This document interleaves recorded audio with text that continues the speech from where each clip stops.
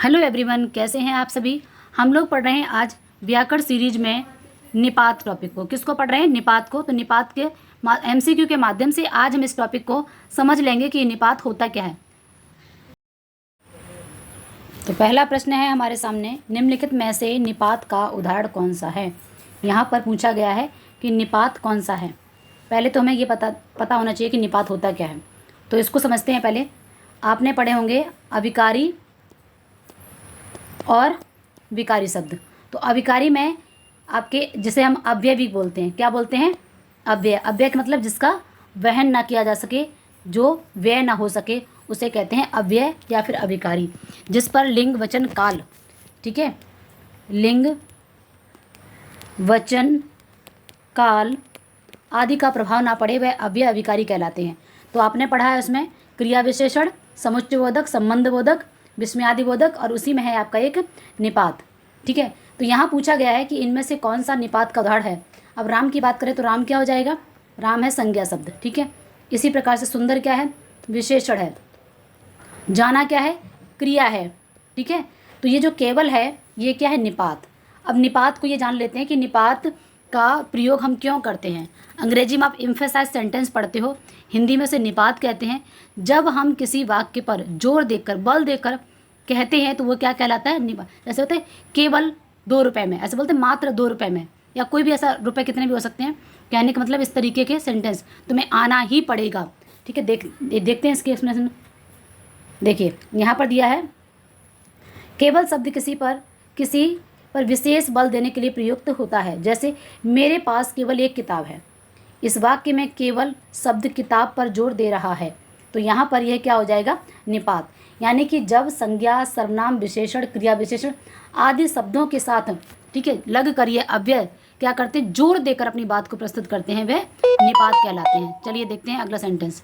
देखिए यहाँ पर क्या पूछा गया है, वह भी तो आया था। इस वाक्य में निपात कौन सा है? वह भी तो आया था, वह तो आया था, वह भी तो आया था। तो यहाँ पर क्या है? वह भी और तो आया।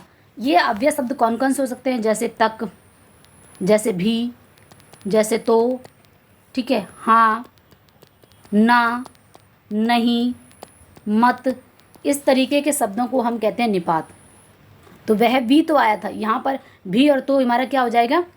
ठीक है, आपको एक ऑप्शन चुनना है, वह भी तो आया था। ठीक है, देखिए यहाँ पर तो शब्द जो है वो क्या कर रहा है? राम पर बल देने के लिए प्रयोग किया है, जिससे वह अतिरिक्त भावार्थ प्रदान कर रहा है, इसलिए तो यहाँ पर निपात है। अगला देखिए यहाँ पर, किसी भी बात पर अतिरिक्त जोर देने के लिए जिन शब्दों का प्रयोग किया जाता है उन्हें कहते हैं। जस्ट मैंने अभी आपको 2 प्रश्नों में समझाया, तो आप बताइए जरा क्या हो सकता है? क्रिया विशेषण, निपात, संबंधबोधक, समुच्चयबोधक। तो क्रिया विशेषण क्या करते हैं? क्रिया की विशेषता बताते हैं।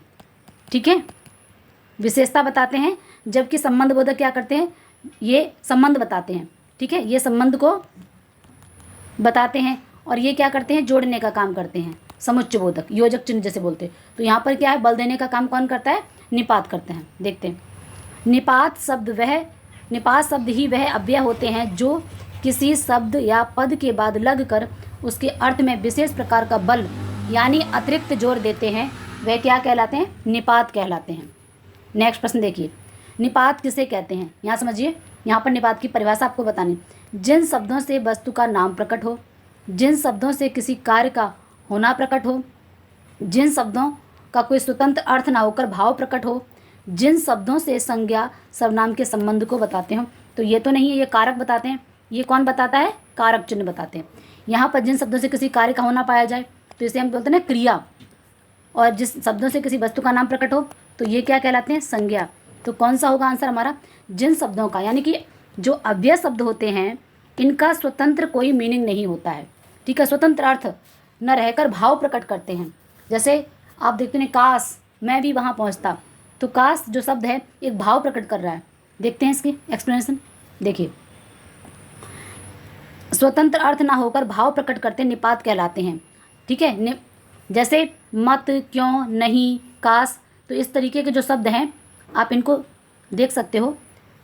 काश, जल्दी, केवल, हाँ, यथा, तक, मात्र, मत, क्या, हाँ, भी, केवल, जी, नहीं अब एक चीज़ आपको ध्यान रखना है, ये शब्द आपके सामान्य सेंटेंस में भी हो सकते हैं, वाक्यों में भी हो सकते हैं, लेकिन अगर वह वाक्य आपको लगे कि बल दिया जा रहा है तभी यह निपात होगा, अदरवाइज़ नहीं होगा। ठीक है, तो इस उम्मीद है कि आपको ये निपात आज का जो टॉपिक है समझ में आ गया होगा। मिलते हैं किसी नए टॉपिक के साथ नई वीडियो में।